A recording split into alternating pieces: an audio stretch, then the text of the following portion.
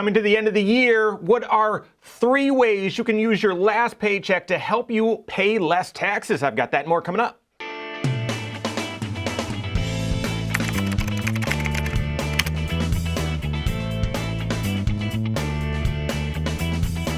My name is Mike Bernard. I'm the host of the Wise Money Show. I'm also one of the certified financial planners right here at Korhorn Financial Group. Make sure you hit that subscribe button, turn on notifications, and smash that thumbs up button. Not sure when you're consuming this content. I'm creating it here in December 2022, and we're down to the last couple paychecks. If you're employed, you've maybe got 1 paycheck, maybe 2.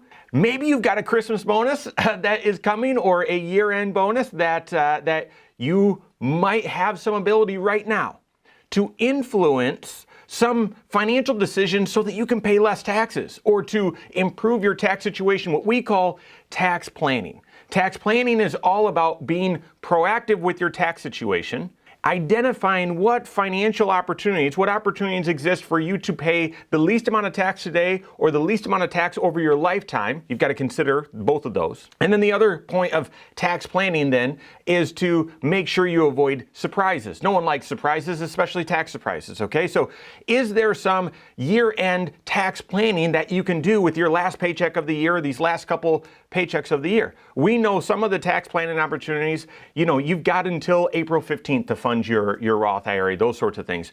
But there's some tax strategies that can only be done through payroll. So what are 3 tax planning strategies you could consider with your final couple paychecks of the year? The first, and this one's a biggie, max out that 401k. Max out that retirement plan that you have through your employer. Working with an individual, we've been serving him and their family for, 15 years maybe, and how his compensation is structured is he's got a base salary that is about 1/3 of what his overall compensation is. Are you structured like that? It's challenging, but however, it does provide some advantages because the base salary that you have all throughout the year, you really align your lifestyle to that threshold and to those limits. And then you get this big payment, this big bonus near the end of the year, sometime in December, and that's a significant amount. And so how it's structured, and obviously, there's disadvantages to this because you can go the whole year thinking, I don't know, how big is this bonus going to be? Is there going to be anything? Is there going to be a big something? I have no idea. Hard to plan, and that is kind of scary at times, right? And there's certainly been the share of surprises for them.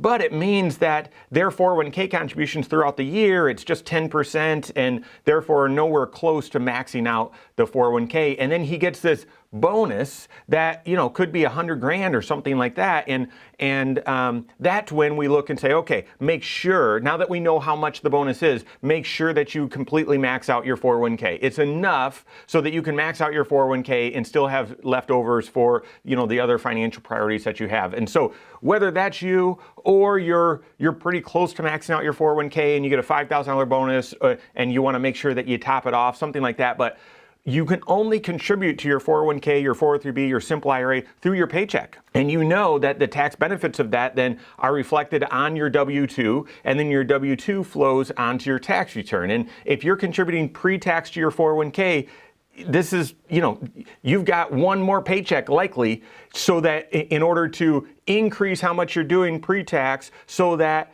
a lower amount shows up as the taxable number on your W-2, and therefore you pay less tax. Now, if you're funding the Roth 401k, that may be the most important for you. That may be the best idea. You're not going to receive any tax benefit today for that, but still, you've got a window of only 1 more paycheck, maybe 2 if your circumstances are that, where you can contribute more to that. So that's the first one. Max out that tax shelter, or increase, have as much of that final payment or that bonus go towards tax shelter as possible.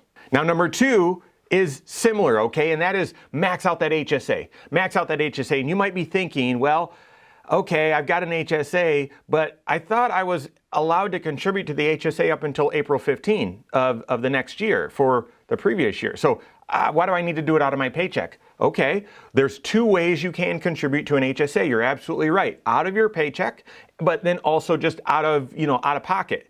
And if you contribute out of pocket, it becomes a deduction on the front page of your tax return. If you contribute out of your paycheck, it reduces your W-2 and therefore is the deduction that way. So you might say, well, yeah, both of those avoid federal tax and state tax. Yes, they do. That's true. However, out of your paycheck, contributing to the HSA out of your paycheck also avoids FICA tax. It also avoids FICA tax, 7.65%. But when you contribute out of your pocket and get that deduction on the front page of your tax return, you don't avoid FICA. Why was it structured that way? I have no idea, guys. They didn't ask me. But that's how it is structured, whether that was intentional or not. Therefore, if you've got one more paycheck or a couple more paychecks, you might have some foresight that, yeah, we've got some medical expenses coming up. Or, yeah, we're right on the threshold between tax brackets. Or if our adjusted gross income gets below this level, we're going to be able to, take advantage of other tax benefits or more tax credits. Contribute more to your HSA in your last paycheck or in that bonus paycheck. And then finally, the final thing that I would tell you that you can use your last paycheck of the year, your bonus paycheck or something if you get that at the end of the year to do some tax planning with isn't about capturing opportunities, it's avoiding surprises. It's avoiding surprises. And oftentimes the tax surprise comes where, whoa, I didn't expect that result. I found out I owe $5,000. Oh my goodness. Or I found out that I have a very big refund. Now, those are good surprises, right? Unless you say, well, unless we find out that we're going to see delays in tax refunds again, like we've seen the past couple of years or what have you. So using your last paycheck, if you look and you do some tax planning, we call it a tax projection, where you forecast out what your tax picture is going to look like.